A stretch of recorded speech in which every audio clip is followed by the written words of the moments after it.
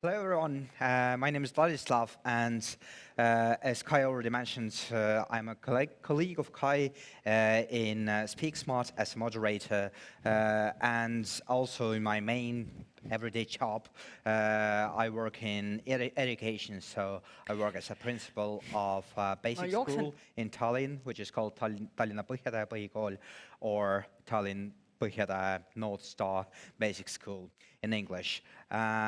So in our day's discussion, I think there will be many things that resonate with me, actually, both on personal level and on professional level. So just to share a couple of thoughts with you, I thought that the topic of this conference, unity and diversity, and so searching for balance. Like in personal terms, I am originally from Russian-speaking family, born and raised in Narva, close to the border with Russia, educated partly in Russian, partly in Estonian, partly in English, graduated from the university in the UK, and I am searching for this, for trying to unify this diverse experience for my whole life.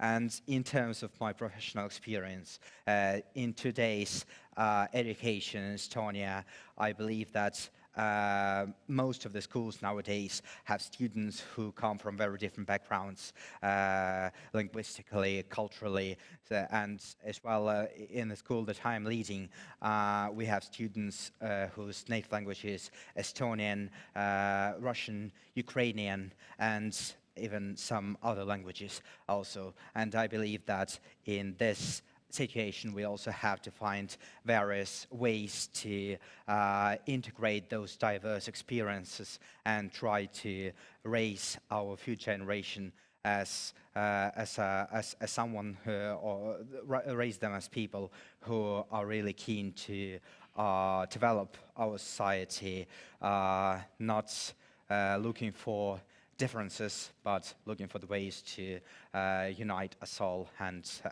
develop it in some integral ways.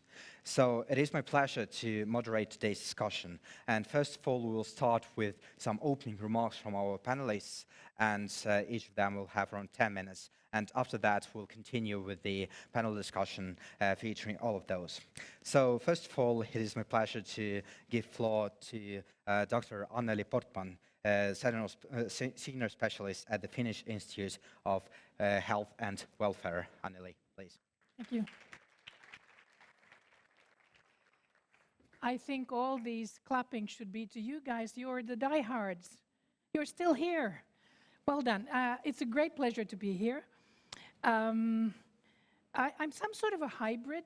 The institute I work for is the research branch of the Ministry of Health and Welfare. So I do partially research and partially all kinds of other things. And I think that in terms of what kind of unites our people is winter. So hence, a brave Finn dipping into ice water, I would never do, but you know, people are different. I'm not sure I have the little thingy, so I will stand here and hope this works. Do I have the click thing? As you can see, I'm not very good with technical things. This is because I'm a social scientist, so, you know. So, have you ever seen these?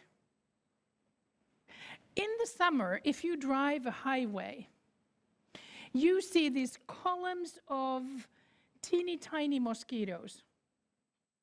And they stay in these columns. And the big question is why? How do they know? Like, how does a teeny tiny mosquito know not to get mixed with the other group? Do you know how? They all have a different pitch. They all go, ee, but at a very different pitch. And that's how they know which group they belong to. I'm not sure whether they would sting the same way or not, but at least they know who's who. They know to whom they belong. Because they have similar way of doing, so communicating. The other one that creates boundaries are values. in order to belong to a group, you somehow have to signal that you think that the same things are important that the other ones think are important, or that it's a worthy goal. And especially in times of crisis, it is these value boundaries that we make really hard. And if polarization goes really badly, what we will do is we will accuse the other ones of not only not sharing our values, but of having bad values, of wanting things that they shouldn't want. And so we change the pitch with which we go "ee," and repel the others. How do we know what our values are? Values are abstract. Well, we make them visible through all kinds of recurring habits and rituals, through the way we speak, i.e., what gets celebrated. I don't know if you know, but in Finland we have our National Day, December the 6th, and our main pastime. I've done this counter number of times. We all are glued in front of television and we watch people shake hands with our president. I've told this in multiple places and people go like, "You do what?" And yeah, we sit at home, we organize parties, come to my place and let's sit and watch people shake hands. And then we comment on the clothes the women are wearing. The men are boring because they all have suits. And that is what unites us. So a Finn is a person who, the 6th of December, will think it's important to celebrate the National Day by sitting in front of the television and watching people shake hands and walk in lines. Interestingly, it's never like people really stay in the lines. You never see anyone rushing, "I want to be the first to shake hands with the president." So these rituals create a sense of we. And they very much have to do with the leader. Why? Because according to some social science theorists, such as Alexander Haslam, they say that leadership is plural.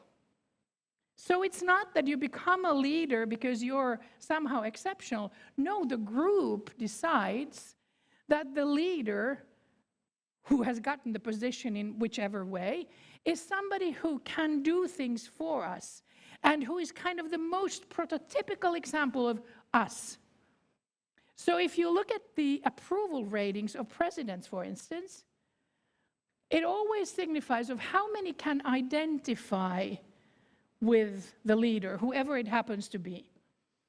And we expect the leader to promote our values.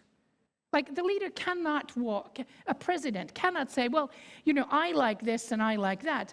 All presidents or kings or, similar, give recurring speeches, such as the New Year's speech or Independence Day speech or something similar, and they always talk about us.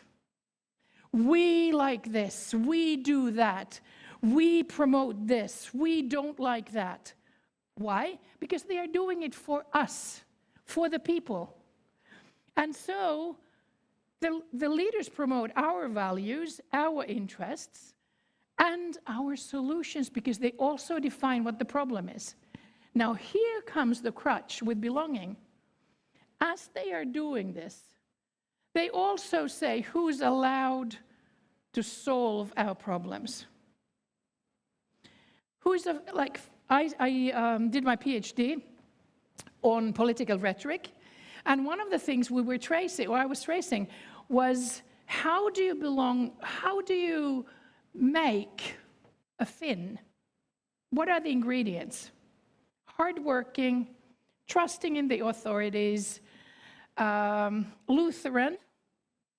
So what does that mean? If you happen to be lazy, are you not a Finn? If you happen to be not Lutheran, are you not a Finn? So there are a lot of elements that get defined by the leaders of who can belong and how. Values are linked to emotions. And we usually like people who think like we do, who appreciate things like we do. And funnily enough, if I like someone, I assume they like the same things I do. And people get really angry if people think that you deviate from the norm. So we've had these discussions, and we had a shocking result last week when the study was published. It has been accused that immigrants take social benefits and don't pay. Last week, we had a scientific study showing that immigrants produce more value, more taxes than they receive in payments. And that shocked a lot of political parties as well, because that was not what was expected. So, if lazy people make us angry, what do we do with really hardworking immigrants who pay so much taxes? So, in conclusion, who defines who can belong? We all do, because we live in democracies where you can vote. You have voted your leaders. I have voted for the leaders in Finland. So our leaders formulate and express the boundaries, who we are, what we stand for, and how we're going to go about it. Emotions are linked because what is important or what is worthy is something we like. And especially in times of crisis, we evaluate other people based on the values we assume they have. And when in time of a crisis, it seems all the more important to be together. So, birds of a feather flock together, especially in times of crisis. Hopefully, we will do what your Ministry of Culture said and have two wings of democracy so that you can also belong when you are not exactly doing the very same pitch. Thank you. Thank you. Thank you, Dr. Anneli Portman. Should I sit here? You can sit back. Yeah. So we have 3 more opening remarks, and Kai told us around 15 minutes ago that we are switching language to English, but actually during this block we'll switch our language back to Estonian and back to English a few times. So the next speaker that we have here on of Institute of Baltic Studies, and his remarks will be in Estonian. Nii. Tere, aitäh siia mind kutsumast. Minu ülesanne ja roll täna on anda teile selline väike sisend meie tänase paneeldiskussiooni, mis siis puudutab kuuluvustunnet ja natukene ka kodakondsusega seotud teemasid. Panin sellise provokatiivse pealkirja kuuluvustunne ilma passita ja ma kohe selgitan siis täpsemalt, millest siis täna kiirelt teile räägin. Põhiline küsimus on nüüd selles, et nagu me siin nägime, eks ole, tänastes poliitikute debatis, et rahvusküsimus kui selline identiteet ja kuuluvustunne on ikkagi väga teravalt kogu meie ühiskonnas läbivalt erinevates teemades kaetud, et alates, eks ole, teadusuuringutest, mida ma ise teen, kuni ka siis poliitika kujundamise ja poliitikani. Ja aastakümneid ja ka Eestist väga sageli me näeme seda, et just see rahvus või kuuluvustunne või identiteet on ikkagi väga selline selgepiiriline, kui mitte selline kitsarinnaline või kitsapiiriline. Et seda rääkis ka, eks ole, Marko oma ettekandes, kus me omistame kuidagi väga lihtsalt inimestele sellised teatud kuuluvused, et kas ta on siis nii-öelda hunt teisele inimesele ja nii edasi ja nii edasi. No Eesti kontekstis ja tänase lõimumiskonverentsi kontekstis me loomulikult teame seda, et me räägime kas siis venelastest või me räägime eestlastest, me räägime kas siis mitte-eestlastest või räägime eestlastest, sisserändajatest või põliselanikest ja nii edasi. Ühesõnaga, et see käsitlus on väga selline mustvalge, binaarne või siis duaalne. Aga mis oleks, kui me teeksime sellise käsitluse natukene paindlikumaks ja me püüaksime ikkagi vaadata nende tähenduste ja kuuluvustunde taha. Et kas siis avaneks meile natukene teistsugusem maailm, lähtuvalt sellest, kuidas inimesed enda kuuluvustunnet ise mõtestavad ja kas me näeme ja saame seal ka midagi teha just poliitika kujundamise kontekstis. Ja sellest ma teile täna ka kiirelt räägin. Selle minu tänase ettekande taustaks on üks uuring, mida me tegime nüüd eelmise aasta lõpus ja selle aasta alguses, ja see puudutas tegelikult määratlemata kodakondsusega inimesi, ehk siis nii-öelda hallipassiga inimesi Eestis. Ja fookus oli tegelikult ikkagi ennekõike aru saada sellest, mis siis takistavad nendel Eesti kodakondsuse omandamist, missugused on sellised soodustavad tegurid ja nii edasi. Aga väike selline pisikene plokk oli meil ka ikkagi usaldusest, kuuluvustundest ja inimeste identiteedist. Ja ka taustaks võib-olla see, et tegemist ei olnud mitte suvalise uuringuga, vaid ikkagi päris esindusliku asjaga. Et me saime seal umbes 2000 vastajat ja ütleme nii, et see tegelikult esinduslikkus oli päris hea, et võrreldab siis selle sama populatsiooniga, keda me siis uurisime.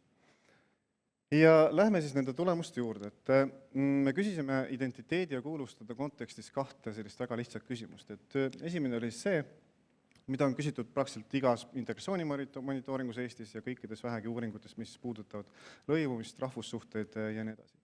Et üks oli siis see, et missugustesse gruppidesse inimesed ennast siis määratlevad kuuluvustunde alusel. Aga me tahtsime seda natukene, ja me andsime ette neile ka valikud, et kas sa oled siis eestlane, selline klassikaline must-valge lähenemine nagu ikka, et kas sa oled eestlane, venelane, ukrainlane, valgevenelane ja nii edasi, erinevad siis kategooriad. Aga me tahtsime sealt ka edasi minna ja vaadata natukene seda, et kui me anname neile natukene sellise paindlikuma ja dünaamilisema võimaluse enda enesekuuluvust nii-öelda defineerida, et mis nad siis vastaksid. Ja seal me andsime neile ette ka valikud nagu näiteks eesti venelane või venekeelne eestlane, jätsime ka alles samad valikud, eks ole, et venelane, eestlane ja nii edasi. Aga me tegime sellise rahvusliku kuuluvustunde natukene paindlikumaks, natukene selliseks piire ületavamaks. Ja me tahtsime aru saada, et mis siis toimub nende inimestega, kui nad siis ühte ja teist valikut teevad.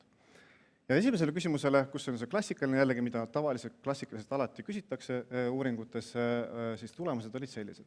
Ja ma rõhutan siin jällegi, tuletan meelde, et tegemist oli siis määratlemata kodakondsusega isikutega, ehk siis nii-öelda halli passi inimestega, ainult need olid selles uuringus. Ja tulemused olid selles mõttes päris nagu põnevad, et ootuspäraselt eestlaseks peeti ennast ikkagi suhteliselt vähe. Aga teine meie jaoks hästi põnev tulemus oli see, et nii-öelda venelaseks, kelleks me tegelikult automaatselt justkui peame kõiki need määratlemata kodakondsusega inimesi Eestis, nii-öelda selleks klassikaliseks venelaseks pidas ennast tegelikult ainult ikkagi 46% vastajatest, ehk siis alla poolte. Ja mis oli võib-olla kolmas üllatus, oli see, need nii-öelda sihtrühm inimesi, umbes üks neljandik, ehk siis umbes 25% inimestest, kes tegelikult seda otsust väga ei tahtnud teha, vähemalt nii-öelda lähtudes sellest, mis kategooriad olid neile ette antud. Ehk siis nad kas ütlesid, et rahvus ei ole enesemääramise jaoks oluline tunnus, või siis nad ütlesid, et ei tunne kuuluvust ühegi rahvusega. Ja me tahtsime sealt nüüd natukene tõesti edasi süvitsi kaevata, et mis võisid tingida sellised vastused. Ja me võtsime ette ainult selle venelase grupi, keda on siis 46% vastajatest, ehk siis umbes pool nendest 2000, kes meil ankeedile vastasid, ja me läksime nendega edasi nii-öelda selle järgmise identiteedi või kuuluvustunde ploki juurde. Ja me andsime neile ette erinevad need valikuvõimalused, ehk siis, nagu ma mainisin, eestikeelne venelane, venekeelne eestlane ja nii edasi. Ja tulemused olid päris nagu huvitavad. Ühesõnaga, siin on siis ainult need, kes valisid esimese küsimuse puhul, et nad on venelased, ainult venelaste valik. Ja tulemused on siin teie ees, et te näete päris põnevaid asju, et need, kes jäid jätkuvalt venelasteks, kes siis oma kuuluvustunnet jätkuvalt ütlesid, et jah, me ikkagi oleme edasi venelased, nemad langesid siis tegelikult 25% peale. Ehk siis kui me oletame, et 100% on kõik, kes on selle küsimusele vastasid, siis tegelikult nad langesid sinna 25% peale. Ja positiivse võib-olla sellise noodina, sellise venekeelse eestlase kuuluvustunde valis 38% ja eesti venelase tunnuse 19% vastajatest. Ehk siis nii-öelda üle poolte vastajatest tegelikult soovisid ennast määratleda või defineerida tegelikult läbi selle eesti termini või läbi selle eesti nii-öelda kuuluvuse. Ühelt poolt siis, eks ole, keelepõhiselt, et kas siis venekeelne eestlane või siis eesti venelane. Ja see on selles mõttes nagu päris huvitav tulemus, et meie teada väga sellised uuringud Eestis varem tehtud ei ole ja veel vähem mitte sellise sihtrühmaga. Et vaadata, kuidas need siis nii-öelda identiteedid sellisest monoetnilisusest, mis oli see esimene küsimus, muutuvad selliseks hübriidiks, eks ole, kus nad tegelikult lähevad palju laiemaks. Ja mis on siis nii-öelda põhilised taipamised ja järeldused selle põhjal? Ehk siis me näeme seda, et kui sunnitakse tõesti valima selliste monoidentiteetide või monoetniliste identiteetide vahel, siis esineb kõrge selline identiteedi välistus identiteedistress või identiteediväsimus. Ehk siis see sisuliselt tähendab seda, et kui sulle antakse ette ainult venelane või eestlane või valgevenelane, siis tegelikult nad ei soovigi võib-olla ennast nendes kategooriates defineerida, või nad ütlevadki siis vastuseks hoopis, et rahvuslik kuuluvus ei oma minu jaoks mitte mingisugust tähendust või ma olen kosmopoliit ja nii edasi ja nii edasi. See on veel üks põhiline järeldus. Teine on see, et sellise latentse hübriididentiteedi määr on kõrge, eks siis see teine küsimus. Aga seda me näeme alles siis, seda hübriididentiteeti, kui me küsime seda. Et kui me ei küsi seda, kui me jääme selliste monoetniliste kategooriate juurde, siis tegelikult me ei näe seda mitmekesisust, mis seal taga peidus on. Ja nagu ma ütlesin, et kui me anname siis valida, kui nad saavad valida, siis määratletakse tõesti ennast väga sageli sellise täiendi Eesti kaudu, kas siis venekeelne eestlane või siis eesti venelane. Ja põhiline järeldus on siin ka ju see, et see viis, kuidas me identiteete mõõdame, see tegelikult tekitab ka need samad identiteedid, mida me näeme. Et kui me näiteks rahvaloendusel küsimegi ainult eestlasi, ainult venelasi, ainult valgevenelasi, ainult ukrainlasi, siis tegelikult me saame ka täpselt need tulemused, eks ole, mida me küsime ja kuidas me seda mõõdame. Aga me ei näe nende taha, mis seal tegelikult toimub.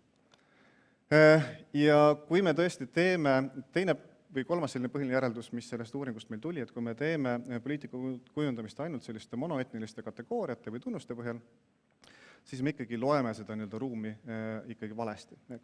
Et määratlemata kodakondsusega isikute puhul, kes olid siis selle uuringu sihtrühmaks, me nägime väga hästi, eks ole, ka avalikus diskursusest kogu selle valimisõiguse temaatika puhul ja nii edasi, et need a priori, eks ole, peetakse nii-öelda sellisteks riigivaenlasteks, ebalojaalseteks, viiendaks kolonniks ja nii edasi ja nii edasi. Aga tegelikult see mitmekesisus seal taga ikkagi on oluliselt suurem.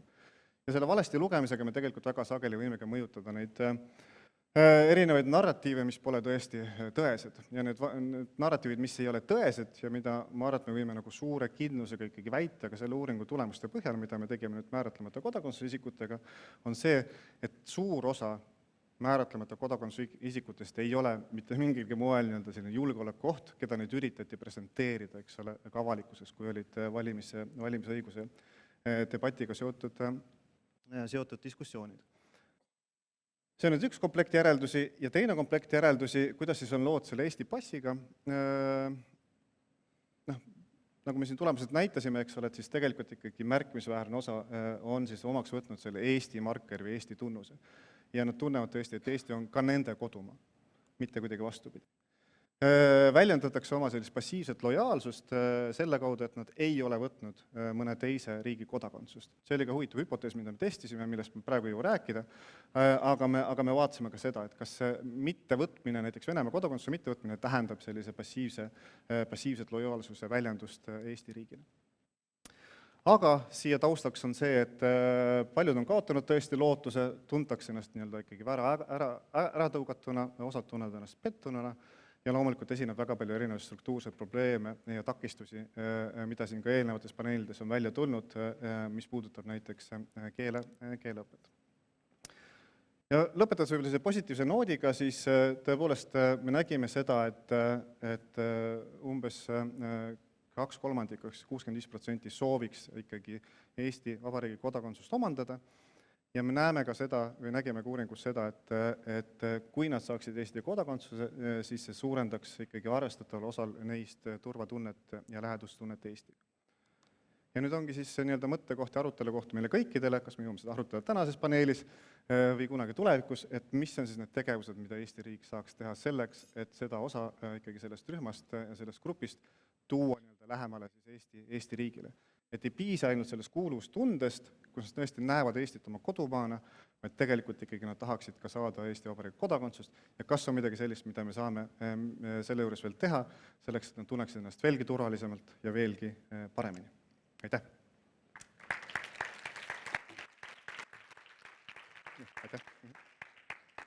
Thank you, Kristjan.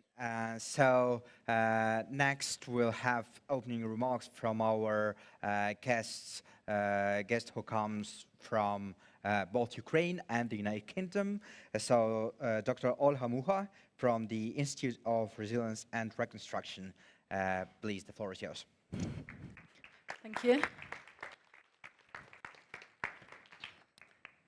Yeah, I have a bit of too many mics here.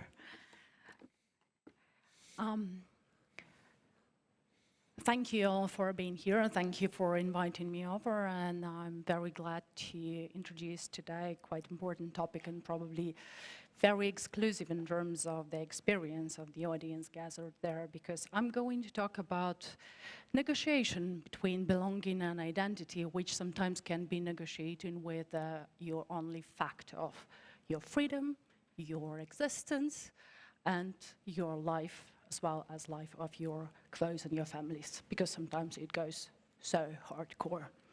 I'm representing two institutions here, so I'm blending those two hats between resilience and reconstruction in London, but also I'm affiliated with the Museum Territory of Terror in Lviv, Ukraine, as a curator and also head of educational and informational department there.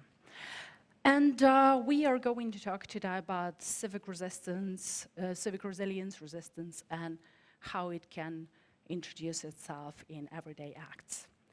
Probably that makes sense to start from the very basic reminder about how does it look life under occupation. The latest data from this October 2025 indicates about 19% of Ukraine's total area under Russian occupation. That's been about 7% up to January 2022, and about 27% in March, April 2022. So you can see that between 7, 27, and now roughly 19 of Ukraine's total area. There's an occupied region, Crimea, annexed in 2014, most of Lugansk, Donetsk, and the population currently living under occupation is estimated 3 up to 3.5 million people. And it's slightly more than Estonia, twice. Yeah. So I hate this term TOT, temporarily occupied territories, because I think that should be TOP, temporary occupied population, I guess. By region, some specific examples: that Donetsk region almost entirely occupied and Ukraine controls, but there are very changes on a daily basis. Lugansk region also nearly the whole region under control. Kherson region, Russia controls about 64 of the region. We were celebrating the anniversary of de-occupation of part of Kherson and Kherson city a few days ago. But it doesn't change things even in Kharkiv region, where occupation covers about 5%, and in Sumy less than 1%, but all those front lines are moving as well on a daily basis. How does it impact the population? The active front line runs more than 1,000 kilometers, and Russian forces continually extend their occupation with violence and repression, and including forced Russification, nothing new for most of us, especially my generation and above. Violence, repression, and including forced Russification, that language, culture, integration into Russian administrative structures, including forced passportization. And sometimes, if you think, don't they have a choice? Sometimes they don't. And how far understanding or misunderstanding of the situation goes, that was a question which pushed me to devote last of 2 years of my professional engagement into responding to the question, why don't they leave? And there was probably a funny question which was asked by one very supportive, very empathetic, and very nice Western curator, museum curator, I mean, on a meeting of ICOM in autumn 2022.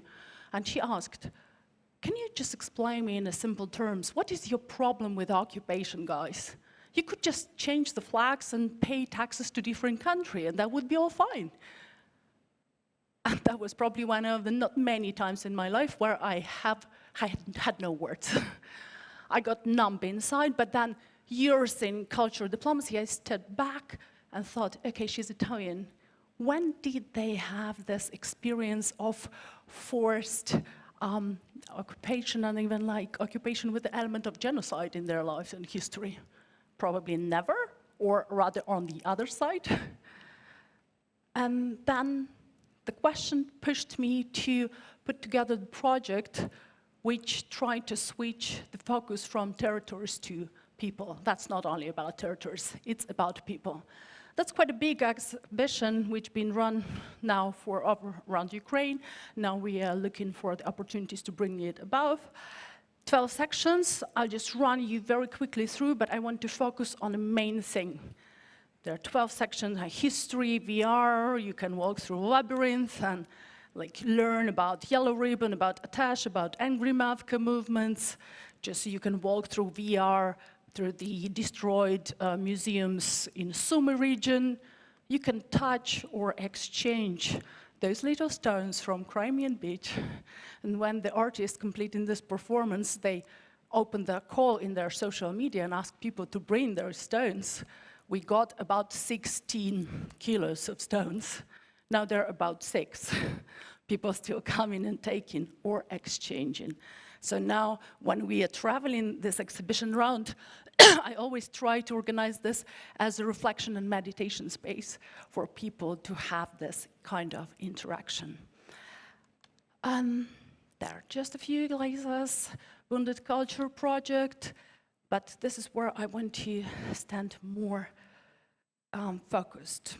There are the pictures from Crimea, and this is a performative corner where 3 generations are cooking together.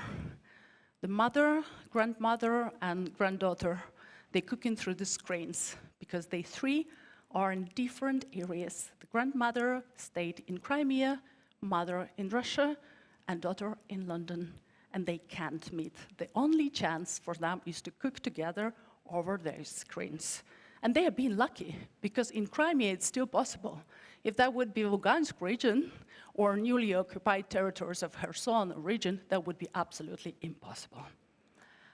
And here is one of the actions which is run by the Women Only Nonviolent Resistance Movement, which is called Angry Mavkas.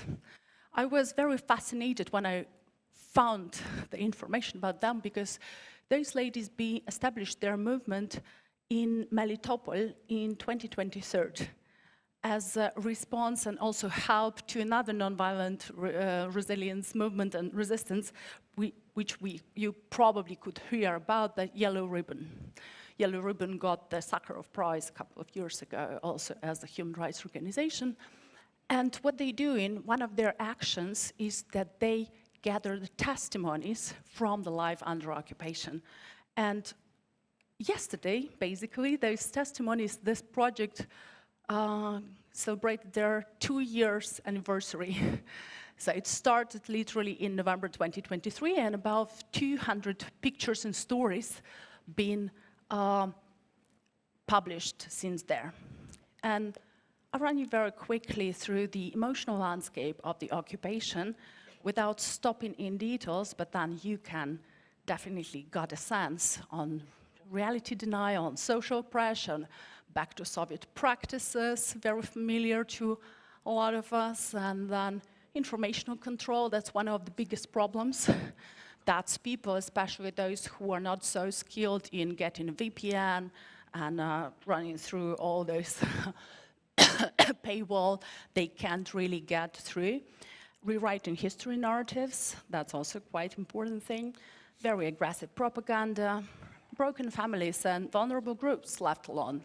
And here is quite important question why they can't leave. Do you know how many checkpoints you need to cross to get off the occupied territories? The minimum number is 16. It means that 16 times you can be killed in prisons, sent to filtration camp, or whatever.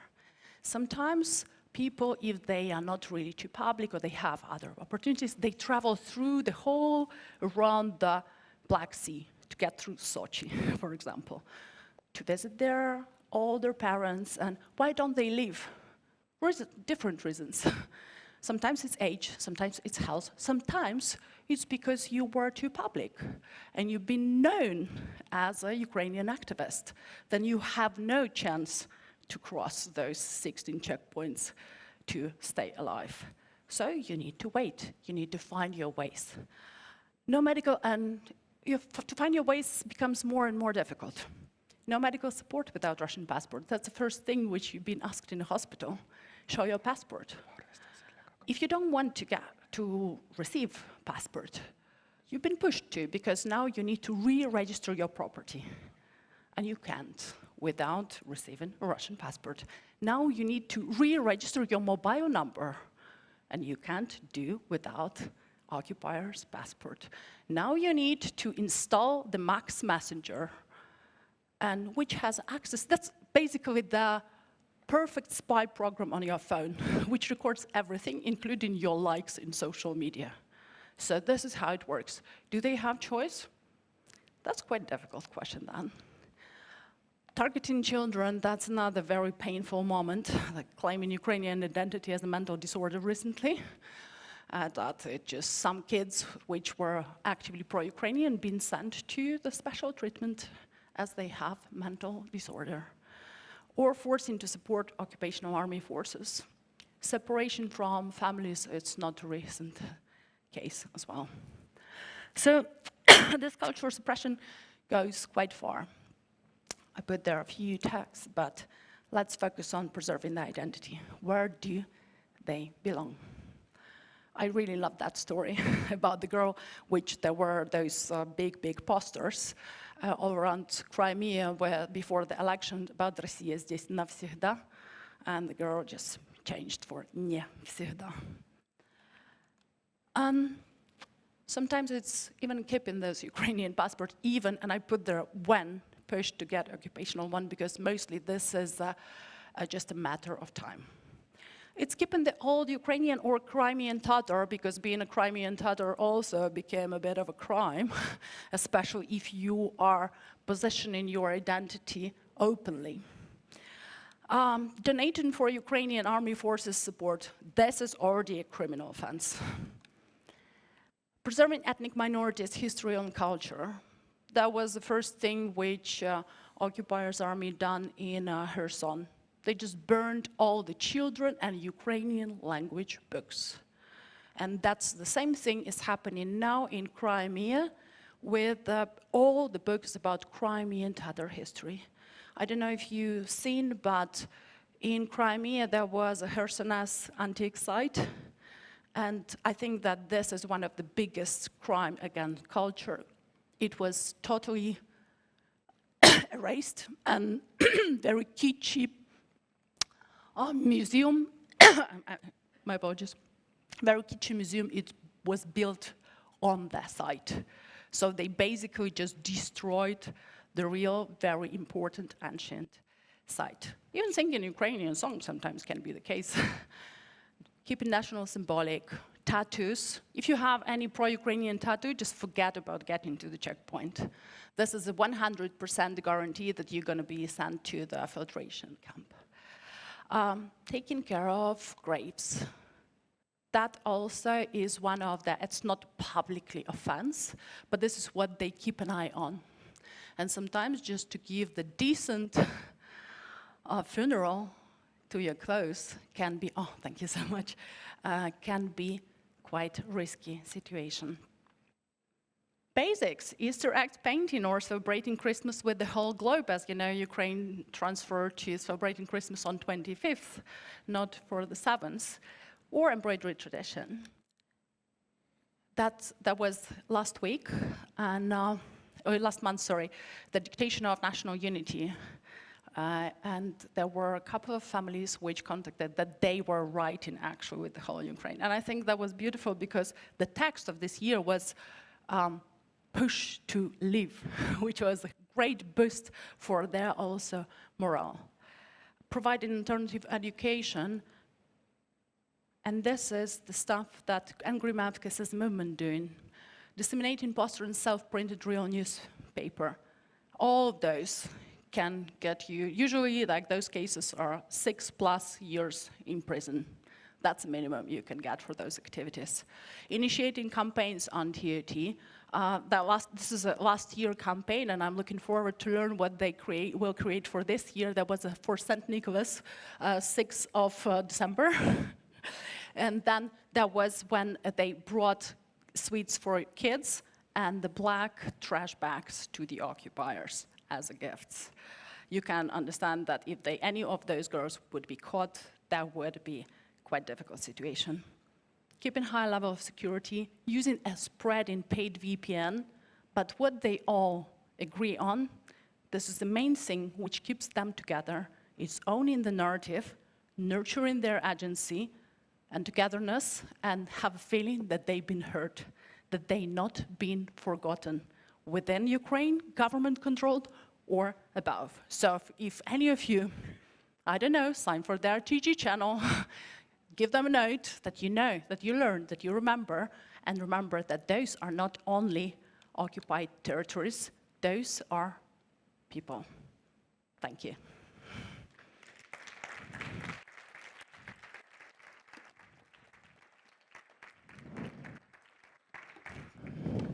Huge thank you to Dr. Olha Mukha for these remarks. And for the last of our opening remarks, I'll give floor to Professor Andero Uusberg from the University of Tartu, who is Professor of Affective Psychology. Andero, please.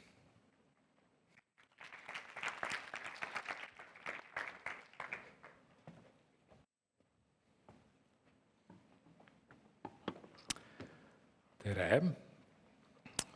Mina siis olen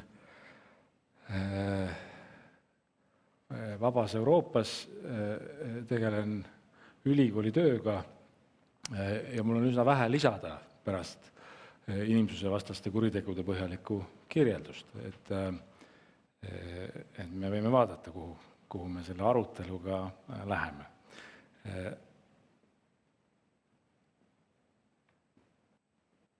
See tees, mida ma tahan täna esitada, võib-olla on nagu illustreerunud selles jõujoones, mis me siin nägime mingil määral. See tees on see, et identiteet on ühtaegu üks tugevamaid inimeste käitumist juhtivaid jõude ja üks subjektiivsemaid inimeste käitumise juhtivaid jõude. Ja ma esitan selle teesi siis sellelt positsioonilt, et ma küll ütlesin, et ma valdavalt ei oma mõju oma tegevuses, vaid rohkem olen ülikoolis, üritan mõtestada asju, aga ma ikkagi otsin võimalusi, kuidas erinevad käitumisteadused, psühholoogia selle hulgas, võiksid aidata inimeste käitumist siis ühelt poolt mõista ja teiselt poolt mõjutada. Ja nende otsingute käigus siis olen ma arvan, jõudnud sellele teesile. Ja see, mida ma nagu väidan, et see ei ole tänases kontekstis uus. Et ühelt poolt te olete päris palju kuulnud täna selle kohta, kuidas identiteet on konstrueeritud ja teiselt poolt, eks ju, et see tugev viide Ukraina sõjale, see on pikem arutelu, et miks see sõda on agressori poolt ellu kutsutud, aga et võib arvata, et päris olulist rolli mängib seal see, et sõjas oma tööd tegevad mehed tunnevad, et see on nende identiteedi väljendus, peavad oma identiteeti väljendama. Ja on raske ette kujutada midagi nagu tõsisemat käitumist või tõsisemate tagajärgedega käitumist kui sõjas osalemine. Aga nüüd seda öeldes ma arvan, et need mõned mõtted, mis ma teile esitan, ei seleta ära keskmise Vene sõduri käitumist, et see on nagu natukene rohkem selline mustaluige fenomen, kuhu on veel mõningaid asju juurde panna vaja. Aga need asjad, mis ma tahaks siis meie arutelule lauale panna, on siis kõigepealt see, et kui ma ütlen identiteet, mis ma mõtlen, ma arvan, see on inimese siis selline vastus küsimusele, et kes ma olen, ja seal võiks eristada 3 tahku või tasandit. Et üks osa vastusest on seotud minu enda püsiomadustega. Mina võin öelda, et ma arvan, ma olen niisugune tark inimene ja näiteks sport ei tule mul üldse välja. Et on mingid asjad, mis puutuvad minusse. Siis on mingid asjad inimese identiteedis, mis puutuvad rollidesse. Et ma olen isa või ma olen poeg või ma olen juhendaja oma doktorantidele.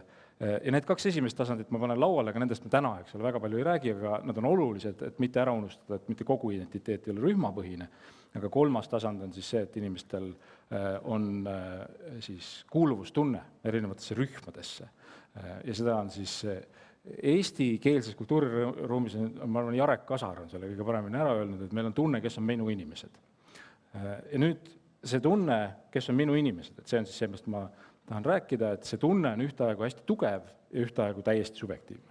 Ta on tugev siis selles tähenduses, et ikka jälle, kui mina püüan analüüsida mingisuguseid käitumisi, mis minu töölauale tulevad, olgu see siis asjad, mida inimesed teevad, mida nad võiksid teha näiteks vähem, et miks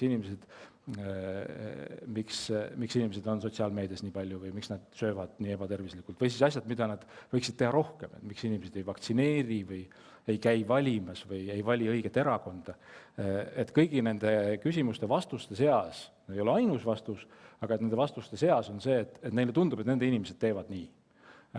Näiteks töötades COVID-i teadusnõukojas nägime me alatasa seda, et Eesti venekeelsetes kogukondades oli vaktsineerimine madalam. Ja ei selgunud, et see oleks taandatav terviseteenuse kvaliteedile, inimeste haridusele või mis tahes muudele teguritele, et seal oli selline kogukondlik võimendus sees, et minu inimesed seda ei tee. Ja me näeme seda siis hästi-hästi palju, et inimesed võtavad teineteisest eeskuju, joonduvad, olgu see mood, kuidas süüakse, kuidas süüa tehakse, mis muusikat, mis filmi, mis esteetilisi kogemusi tarbitakse, kuidas poliitiliselt käitutakse, mida peetakse moraalseks ja kuni siis selleni välja, et millal jäetakse oma muu elu ja minnakse näiteks sõtta. Ja psühholoogina, üks küsimus, mis siin tekib, on see, et kust see identiteet sellise jõu saab. Ja ma arvan, et siin on võib-olla hea korra peatuda ja öelda, et siin on kolm vastust või 3 põhjust. Et esiteks on rühma käitumine on täiesti usaldusväärne signaal. Me psühholoogias kasutame terminit heuristik. Kui mul on vaja teha näiteks otsus, et kas see uus COVID-i vaktsiin on mõistlik või mitte, ja kui ma tahaksin selle otsuse teha ilma, et ma toetun kellegi teise abile, siis see nõuaks tohutuid eelteadmise või tohutult aega. Ja on väga normaalne, et vaimselt terve inimene ei investeeri oma aega, et teha see otsus üksi. Et ta usaldab kedagi ja on väga mõistlik usaldada oma inimesi, neid inimesi, kes on minu moodi, minu arvates. Ehk siis, et rühmadel üks mõju tasand on see, et nad on niisuguse nagu signaali või signaaliks või heuristikuks. Siis teine mõju tasand on see, et rühm on siis sageli, või see rühma kuuluvus on mulle vahendiks, et saada mingisuguseid asju, mida ma üsna sellisel ürgsel tasandil vajan. Et ma vajan kindlust, et kui asjad lähevad raskeks, et minu inimesed on minuga, et ma tean, kes mind aitab ja võib-olla ka seda, et ma tean, kes mind ei aita, et mul on ka selle mitte minu grupi kohta mingi kujutlus. Ja siis 3. tasand on see, et sageli siis rühma heaolu on nagu eesmärk omaette. Et mitte, kui sellel eelmisel juhul ma pidasin silmas, et ma saan teatud rühmadest mingisuguseid väärtusi, siis see 3. tasand on see, et minu moodi inimeste käekäik kuidagi teiste rühmadega võistluses ühiskonnas, et see ju kandub otse minule üle. Ja need on siis, ma arvan, need asjad, mis teevad selle inimeste käitumise siis, või selle rühmalise identiteedi inimese käitumise seletamisel ülioluliseks. Aga nüüd see teine pool, mis teeb selle siis hästi paradoksaalseks, on see, et kui ma ütlen, et see on subjektiivne, et siis ma pean silmas seda, mis vastandub objektiivsele. Et kui me küsime, kas rühmade juures on midagi objektiivset, siis sellele publikule ei ole vaja siin rääkida, me juba kuulsime vihjeid selle kohta ka, eks ju, et ei ole võimalik defineerida. Ei ole võimalik defineerida, kes on eestlane, ei ole võimalik defineerida, mis on Z-põlvkonna erinevus, mis need teised põlvkonnad on. Niimoodi, et see oleks selline formaaalloogiline definitsioon, et kõikidel Z-põlvkonna inimestel on see ja ühelgi Y-põlvkonna inimesel seda ei ole. Need rühmad on sellised populatsioonid, nii nagu koerad ja kassid. Et jah, neil on mingisugune erinevus, aga see erinevus on pigem statistiline keskmine ja kasside seas on väga palju erinevaid kasse. Ja üks selline seaduspärasus, üks väheseid seaduspärasusi sotsiaalteadustes on see, et mis tahes rühmi me vaatame, et rühmasisene erinevus on alati suurem kui rühmavahene erinevus. Ehk et kui võime rääkida sellest, et vene kultuuris olevad inimesed, nad on justkui emotsionaalsemad kui näiteks Eesti kultuuris olevad inimesed. Kui sa võtad kõige vähem emotsionaalsema eestlase ja kõige emotsionaalsema eestlase, siis see vahe on kordades suurem kui vahe keskmise vene rahvusesindaja ja keskmise Eesti rahvusesindaja vahel. Ja ükskõik, mis tunnust me vaatame, see pudeneb kui liiv meie käest ära, et grupid on midagi päriselt olemas. See on selline teadlase vaade, see muidugi ei ole kohustuslik kõigile inimestele, aga ma paneks ta nagu lauale, et ma arvan, et üks täiskasvanud haritud inimene võiks üldiselt eeldada, et rahvust ei ole olemas. Üsna provokatiivne väide, võime sellega tegeleda pärast.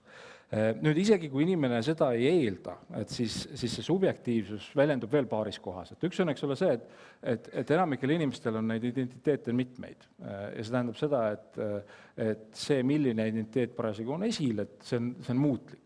Head näited on sellised, kus inimene vahetab võib-olla tasandit. Minu isiklikus ajaloos on periood, kus ma elasin Ameerika Ühendriikides ja tundsin järsku ühtaegu hästi tugevat ühtsust kõigi eurooplastega, portugallastega ja sakslastega. Varem mul ei olnud üldse seda olnud. Ja siis mulle tundus, et niisuguses suures mõõtkavas on, eks ole, üks maailmajagu, kes oskab ühiskondi korraldada ja üks maailmajagu, kes ei oska. Ja edasi on juba nüansi vahed. Või siis me võime liikuda teises suunas. Et kui ma üldiselt arvan, et ma olen teadlane näiteks, et mulle teadlaste käekäik läheb korda, aga et kui ma ikkagi teadlastega päris palju aega veedan, siis mul tegelikult tekib üks väiksem osa teadlasi, kes mulle meeldib oluliselt rohkem kui füüsikud. Ja viimaks see illusoorsus tuleneb sellest, et sageli, eks ju, nagu ma ütlesin, et me kasutame seda rühma nagu signaalina, et mida mina peaks tegema, aga sageli me tegelikult ei tea, mida see rühm teeb. Ja me mõtleme selle ise välja, et see rühm, kuhu ma kuulun, et nemad vist teevad niimoodi. Ma toon lõpetuseks ühe näite sellest, eks oleme Saudi Araabias tehtud uuring, kus küsiti meestelt 2 küsimust. Saudi Araabia, kujutate ette, eks ole, mida tähendab seal olla mees. Küsiti meestelt, et mis te arvate, kas teie abikaasa, see vist oli ainsuses, aga võib-olla ka mitmuses, et kas tema võiks käia tööl. Ja siis oli umbes niimoodi, et umbes 40-50% mehi ütlesid jah. See on väga mõistlik viis naisterahvastel oma aega veeta. Ja siis küsiti, et mis te arvate, kuidas teised mehed, teie kaaslased, teie inimesed, sinu inimesed, mis nemad arvavad? Ja siis oli umbes nagu 5% oli see, mis arvati, et teised mehed kiidaks ka selle heaks. Ja see uuring on mul meelde jäänud sellepärast, et see on siis suurepärane olukord, kus on võimalik teha pisike sekkumine. Sellel uuringus seda siis tehtigi, et lihtsalt peegeldati tagasi see, et kuulge, teie arusaam teie enda grupi hoiakustest ja uskumustest on kaldes. Tegelikult on teie siuke tugev pluraliteet toetab seda ja siis näidati, et umbes need mehed, kellele seda öeldi, et nende naiste seas oli autokooli astujate hulk oli oluliselt kasvanud 6 aja jooksul. Ja sellega ma oma avasõnad lõpetaks ja ootan paneeli.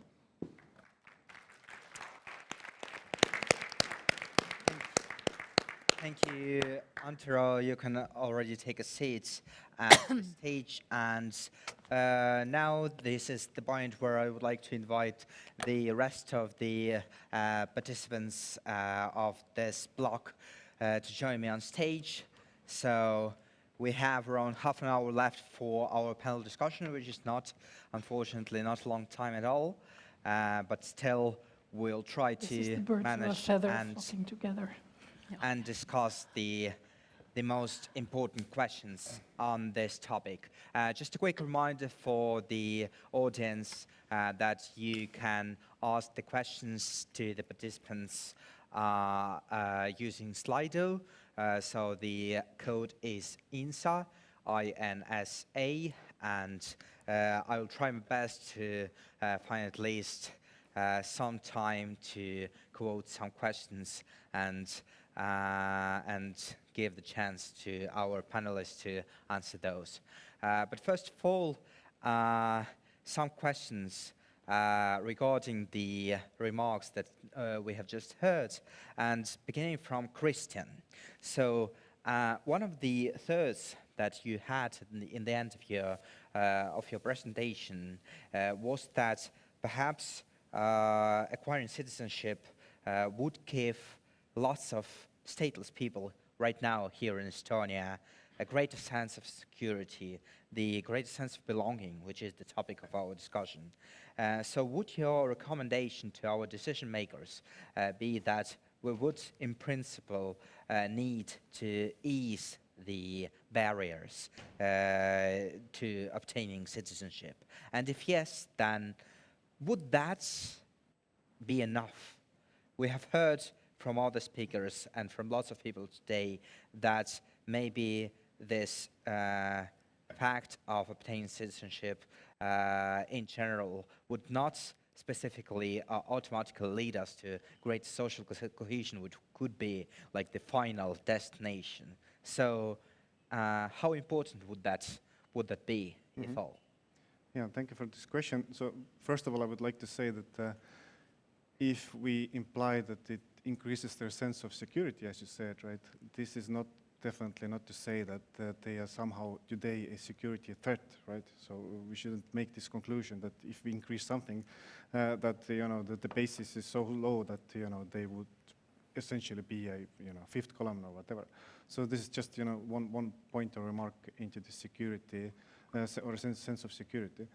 But for the policymakers and for the government, in order to do something, you implied that we should ease something. I'm not sure whether this is the best approach, because it's quite easy already in Estonia to apply for the citizenship. But it's more like there are different barriers and obstacles into acquirement. And definitely, one of the things is what I mentioned also in my presentation was the learning of Estonian language, access in the language courses. But it's not only that; it's also the motivational issue, and some people have tried a lot already to pass the Estonian language exams. They have failed. They have reached almost the threshold, but have lost with 1 point, and they have done it multiple times, and then they just have given up because on average, the person who is with a grey passport or with undetermined citizenship is on average 55 years of age, yeah. Right? So it's already very difficult for them to start learning Estonian language. And then there are plenty of other obstacles, like finding the time or finding finances to do it, because if they start learning Estonian in a more intensive way, then they have to get be out of the labor market for not labor market, but from the employment, or at least find time to do it. And then there are children and kids and so on and so forth. But one of the things that we also found in our research was this. That the Estonian government, what they can do is to give the boost, of this motivation to their sense of, really belonging, that basically saying that, yes, you are our people, right? So this is at the moment missing, because the only narrative or discourse within which the people with grey passports are included into is, the security frame, right? So, and, we saw it already during the discussions in the Estonian parliament. So this would, in our opinion, would already help, right? To get some boost behind it, that if Estonian government or Estonian state or whatever, really sees them as partners with whom they're starting or building the Estonian state. So there are different things, but I wouldn't go into the easing of the criteria, but it's more like motivation, feeling the sense of, or boosting the sense of belongingness into Estonian community and society, and quite many different practical obstacles. Yes. Right. So the motivational boost of some in some way. Thank you for this answer. When I was preparing to moderate our discussion, I thought that this issue of stateless people and this process of being more integrated in our society, it is something that maybe perhaps is shared between the different countries, different environments that our speakers here in this panel have been researching. So my next question will be addressed to Olha. So in your research, you have studied the people in temporarily occupied territories, and in some way I could, maybe this is just a suggestion of mine, but I thought that maybe the group that Kristjan has already been studying in terms of Estonia. So those are people who are now kind of like stateless in Estonia. So these are the people who were who came to Estonia, or at least many of them came to Estonia a few decades ago when Estonia was occupied by the Soviet Union. So right now we know that parts of Ukrainian territories are also occupied by another country, which is a successor of Soviet Union. So to what extent, in your opinion, can we draw the parallels between those situations, between the situation which we have now in Ukraine and which we had actually a few decades ago in Estonia, when actually some of the same practices that you were mentioning in your presentation regarding today's Ukraine were actually were the case here in our country? And what are the lessons that we can maybe draw or get from this comparison and leading into the future? I'm going to respond very negatively to your question. First of all, I do not believe in historical lessons, as we can see. I worked for a couple of decades in human rights and even really very limited in my beliefs in terms of justice. Let's take Bosnia, for example, then when we have all the war crimes recorded and just try to compare where the responsibility is taken over that. War in Ukraine now, the Russia's occupation of Ukraine is the most documented war in the world. Now you can absolutely just follow some war crimes streamed.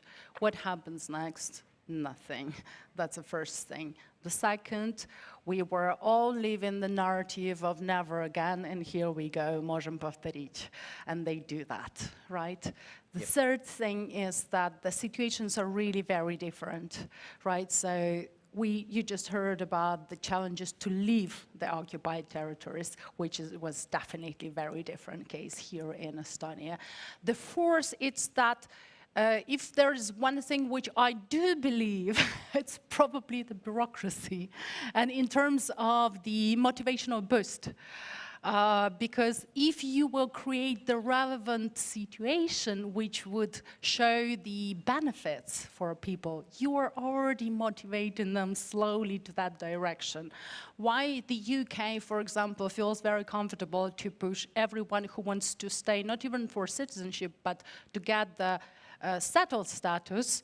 For example, they push to pass the test, leaving the UK. Know who is the queen, why do we do this, why do we celebrate those things, right? And that's okay. So why it's okay for the UK and not okay for Estonia, let's say, right? And why you should be able to pass at least some basic test of communication in English, but not in Estonian, right? So I think that those things, they can be utilized for sure. And I think that what really unites somehow Ukraine and Estonia is that both countries are very highly digitalized and developing very fast. Mm-hmm. And this is where we can definitely learn from each other and exchange some positive practices.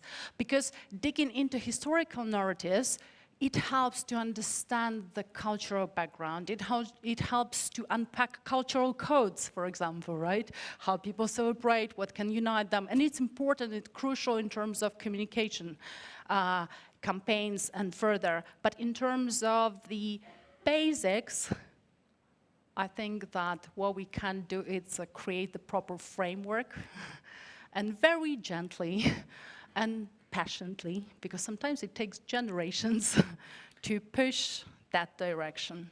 Yeah, so this framework that you mentioned, I think there is something that in Estonian society on all levels, including like the great work that the Integration Fund, the organizer of today's conference, has been doing for decades, but we're still in the process, I think. And this is the process where we still can use the experiences of other countries with more or less similar stories and situations. Going further to Andero. Andero, I think that one of the thirds that you have mentioned in your remarks was quite useful in this context we are discussing. So you were telling us about this role of the group, role of someone like in the head of someone who is who is about to make some decisions, and how this group can actually then change or basically change the way this person thinks or what actions he or she would do. So in terms of nowadays Estonian society and the group that we really want to integrate, so we are once again talking about this predominantly Russian-speaking population group. Do you think that there might be the case that like the standard thinking inside this group is or has been that actually like this Estonian culture is not our culture. These Estonian people are not our people. And do you think that maybe right now when we have some huge like internationally, international processes that are changing these narratives, that this can be like a catalyzer for the process of integration? I wouldn't know. I think it's the whole process of integration is what we in social sciences, it's a convenient but also I think a true intellectual move that we make is that we're talking about complex systems. So systems that have many parts and that have many interactions, and these interactions lead to nonlinear dynamics. And I think from this perspective, this whole positioning of the question of, that the Estonian government has tried to integrate this group for 30 years and where are the results, is a misplaced question, because it's almost as if like the Estonian government were able to move these mosquitoes in the air. So what do you do? And this is very sensitive example that I'm bringing, but I think if you want a set of government policies that would really try to change identity, you had a list in your presentation. So these are, criminal, inhumane moves that, we could make if we really wanted to make a change. And even that, I think, doesn't guarantee any success as far as, Estonian history is concerned. We've seen that being under pressure in terms of identity sometimes, strengthen this identity. Now, getting to your question, I think the moment we're in is, it is, definitely changing something. Given the complex system kind of nature of things, I wouldn't predict which way things go, and I think it depends on the individual. I can imagine there are communities in the newest. I like the term. I think Marju Lauristin suggested at one point to talk about, kind of native Estonians and new Estonians.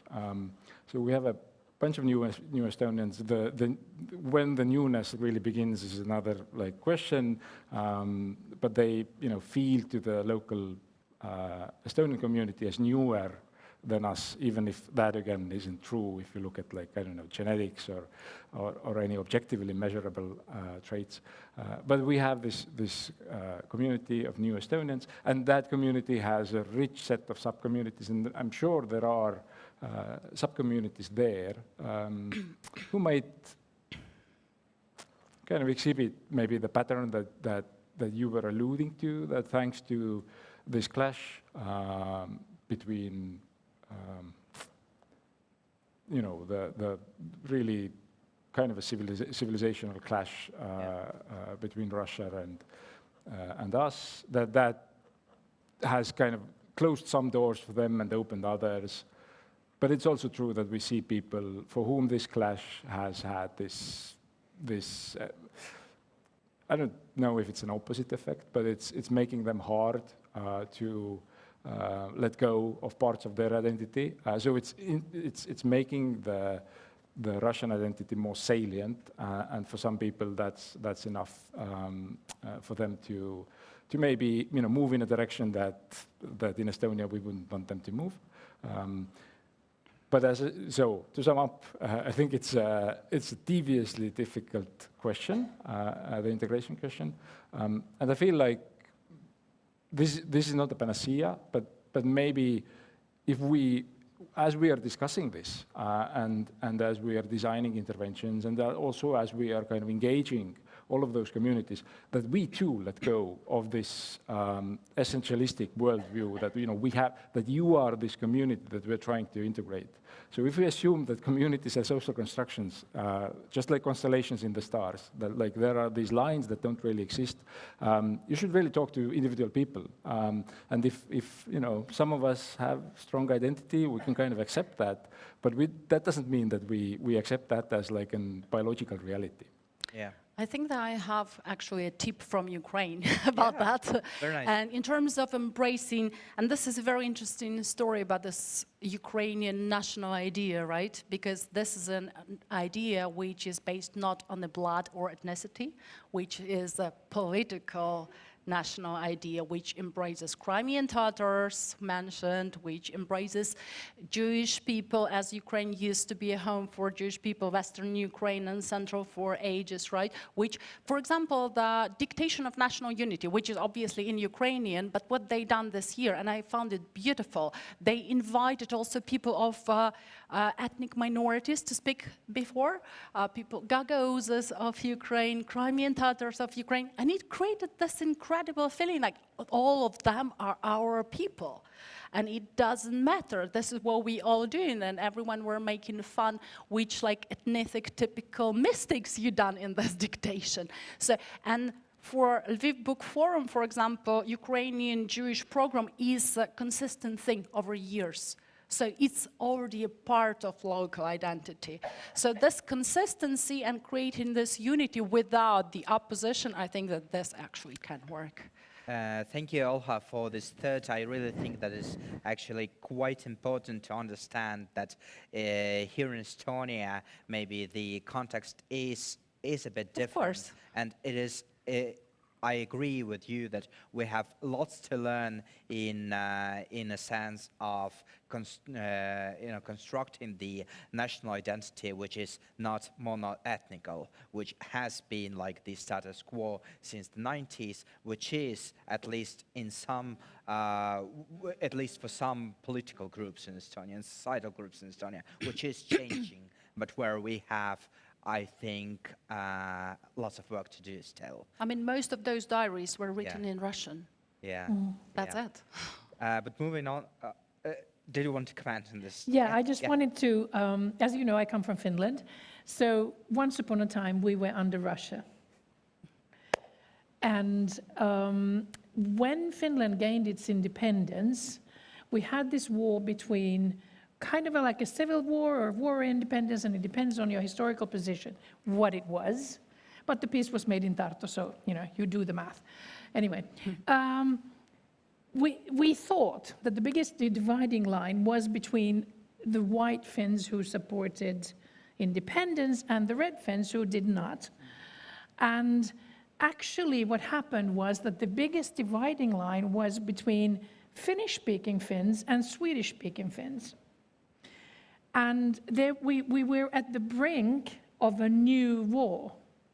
And the government decided, after long debates, that what we're going to do is we declare we have two official languages. And so up to this day, Finnish and Swedish, so if you come to Finland, you see all the road signs have something in Finnish and something in Swedish. Now, obviously, English is becoming the lingua franca of all of Finland, but the unity that was made, and going back to Wolfgang, talking about bridges, that bridge was strong enough to create our Winter War miracle. Because without that war, without that work of deciding, no, we want the communists in our parliament, more or less, and we want the Swedes together with Finns, created a sense of unity. But it required precisely what you were saying, bureaucracy. It required different kind of strategies and structures where we can meet as equals. Yeah. I grew up in a bilingual family, so I speak Swedish and Finnish. And there are these myths that we were talking about yesterday about the Swedish Finns being very rich and very posh. It's not true. And the Finnish Finns being always drunk, which is not true either. But so if we uphold these myths that are harmful, it will be very hard to maintain the unity in times of crisis. Yeah. On the other hand, I fully understand the Estonian dilemma. I have no idea what we will do with our Russian-speaking minority. Yeah. Thank you for this beautiful comment on this role of institutions, like standards. And this is actually leading us back to the main question of this discussion, which is social cohesion and sense of belonging and what comes first. But before that, I had a question which actually kind of grows bigger in like geographical terms than just Estonian situation, and this was also a question for you. So your work has also been on radicalization and on some other issues on international level, on like in whole of Europe and democratic world. So drawing on this things that we know right now from Kristjan's team research and from many other things that we have heard here today, that we still do not have or we still have some population groups in Estonia that do not sense their belonging to our society. What do you think, can you comment on any possibilities, or like what can we do in order not to arrive at the situation that we have seen in many other European societies and societies internationally, where those groups at some point of time become radicalized, which leads to the worsening of the situation? One of the things you need to do is to listen to the grievances, to the real, I think it was mentioned here before, to listen to the real problems real people have in everyday life. So for instance, during COVID, there were groups who did not have access to the government provided COVID information. Why? Because it was in the wrong language. It was not in Somali, or it was not in Russian, or it was not in whatever other language, and it was in Finnish and Swedish, but you know. And so if we do not hear the grievances of people, we will respond wrongly. We will answer a question that was never asked. Because usually people groups and people have problems that affect their everyday life. So, for instance, there have been studies that have shown that mental health issues by ethnic or linguistic minorities are not taken as seriously, or they are not given as quick access to help as if you're a Finnish speaker. So we need to do something about this that affects people's everyday life, because that way we take away ground from the grievances, which then, we know from research, will become a basis for acceptance of violence, acceptance of hate speech, acceptance of targeting some group as an enemy. And if I may add, we are right now doing a research on how professionals perceive the state of radicalization and violent extremism in Finland, and it just confirms what I just said.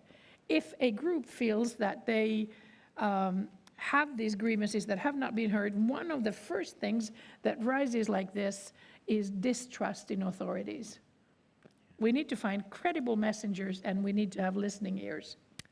Thank you, Kristjan. Yeah, just one comment on that. It's not only the migrants or the ethnic minorities who may have been, that we need to listen to, or who may get, a security threat or whatever to the society.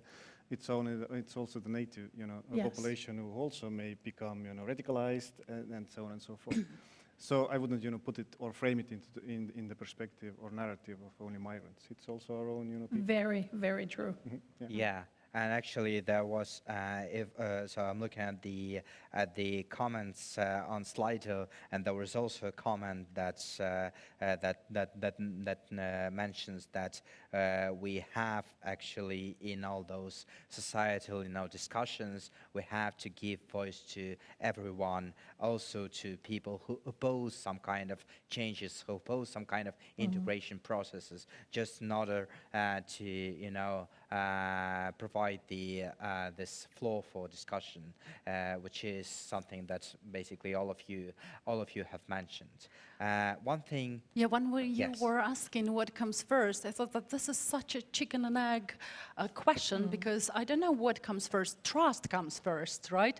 And without trust, and then I'm just thinking about the other lessons, and then the UK school, sharing is caring, right? Share and listen. And this is how it comes across the whole society. And for example, one of the projects I work right now, it's discovering the conspiracy theories follower for the UK government, because the UK government found out that this is a vulnerable group. Those are people which also need to be heard. They are a bit complicated, they can create some issues, but they are our people, which we need to find a way how to take care of. So here we go, trust and care. Yes, trust and care. Andero. So I'm pretty new to this integration field, so I'm just like processing things. And here's the thing I'm thinking about. So isn't it also true that if we look at statistics that show that,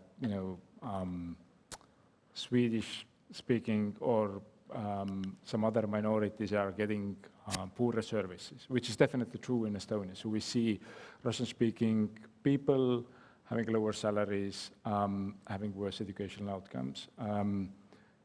As a social scientist, I'm thinking that there might be, some confounding variable going on. So is it the Russianness, or is it, educational background, opportunities in the areas where Russian-speaking people live? And it's usually all of them, but in many cases, it's hard to argue that it's Russianness. And in these cases, isn't it also true that we have a choice in how we construct the social problem in the first place? So do we construct and here's where I'm getting back to my main message today of differences in each group being always larger than differences between groups. So if we look at educational attainment in Estonian-speaking population and Russian-speaking population, then the differences in both are an order of magnitude larger than the difference between the groups. So as researchers and as policymakers, we should definitely care about this difference. It should be the focus of our attention. But once we enter the public sphere and we start discussing them, I think it's also our responsibility to make sure that this is an average, that even if there is an average difference, there will be 40% of Russian-speaking people who make more money than the average Estonian. So this would be kind of part of treating the society as an individual and being really careful about where we really kind of make the case that here we have a group-based problem in the society to address.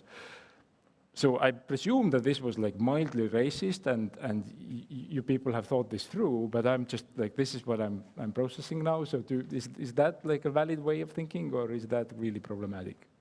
I would fully agree. Being a value researcher originally, that's precisely what you find. We ascribe values to people groups, but actually the difference is it's kind of like fake news, sort of, because the stereotypical descriptions of any group is probably false, because you will always find overlapping. You will always find people being more varied than you think. But in times of crisis, I think our stereotypical descriptions of groups get stronger, because we want to be able to say this is the enemy and this is not the enemy. and or this is us and this is not us. And so we kind of ascribe more stuff to others. Then, of course, there are these, like you were saying, objective measures of who can access and what, but that's a different story. Thanks a lot for this discussion. I'm really, really glad that there emerged a discussion between the speakers, between the members of academia here on this panel. Unfortunately, our time is over for this discussion, and I have to end this. Thanks a lot for this panel. So here we had Professor Andero Uusberg from the University of Tartu. Doktor Olha Mukha from the Institute of Resilience and Reconciliation. So we had Dr. Anneli Portman from the Finnish Institute for Health and Welfare. Is right? Yes. I know it's a terrible mouthful. Never mind. And Kristjan from Institute for Baltic Studies. Thanks a lot, and thank you for this discussion. Thank you.